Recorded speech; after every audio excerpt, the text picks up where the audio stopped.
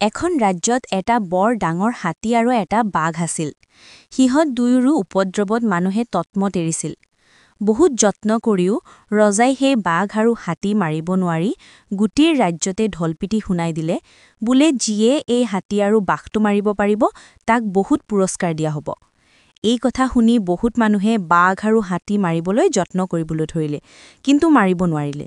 দৈবাত এদিন এটা মানুহে মনৰ দুখত বিষ খাই মৰুংগৈ বুলি কিছুমান পিঠাগুৰিৰ লগত বিষ সানি লৈ সেই ৰাজ্যৰ ফালে যাওঁতে এজোপা গছৰ তলত সেই টোপোলাটো থৈ ওচৰতে নৈ এখনত পানী খাবলৈ গৈছিল।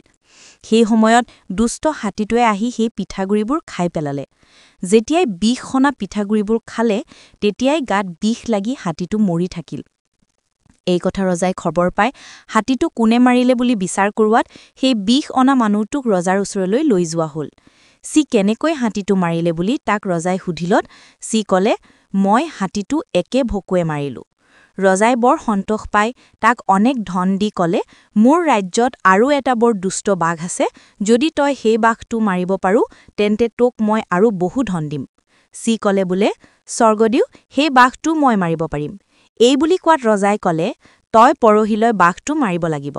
মানুহটোৱে সলাগি আহি তাৰ থকা ঠাই পাই চিন্তা কৰিবলৈ ধৰিলে, সি কেনেকৈ সেই বাঘটো মাৰিব পাৰে। যেতিয়া বাঘ মৰা দিন পৰিলহি, সি কিছুমান দৌল আৰু এটা ঢেঁকী থৰা লৈ ভয়কৈ হাবিত সোমালগৈ। সেই হাবিত এজোপা ডাঙৰ গছ আছিল। সি গৈ সেই গছৰ ওপৰত উঠি কে কে কা কা বুলি মিছামিছিকৈ গান গাই আছে, আৰু চৰাইবিলাকে সেই গছজোপাৰ পাতে পাতে পৰি কুৰাল কৰি আছে। তাকে শুনি বাঘে সেই গছৰ ওচৰলৈ আহি মানুহটোক সুধিলে, ককাই, তই চৰাইবিলাকক কি শিকাইছ? সেই মানুহটোৱে ক'লে বোলে, ভাই, মই সিহঁতক গান শিকাইছো। তেতিয়া বাঘে ক'লে, ককাই, মোকো তেনেকুৱা গান শিকাব পাৰিবি জানো? মানুহটোৱে ক'লে, তই হৈছ বাঘ, মই হৈছো নৰমনিচ, তই মোক খাবি নহয়? তেতিয়া বাঘে ক'লে, মই ছয়ত ৩ খাই কৈছো, মই তোক নাখাওঁ। তই মোক তেনেকুৱা গান শিকা। বাঘৰ কথা শুনি মানুহটোৱে গছৰ পৰা নামি আহি বাঘৰ ঠেং ৪খন গোটাই খুব মতে বান্ধি পেলাই ঢেঁকী থোৰাটোৰে তাক মাৰিবলৈ ধৰিলে। মাৰত তত নেপাই বাঘে ক'লে, ককাই, মই আৰু গান নিশিকো, মোক এৰিবে। মানুহটোৱে ক'লে, ভালকৈ শিক, নিশিকিবি। এইদৰে মাৰি থাকোঁতে বাঘ মৰিল। সি সেই বাঘটো আনি ৰজাক দেখুৱাই দিলে।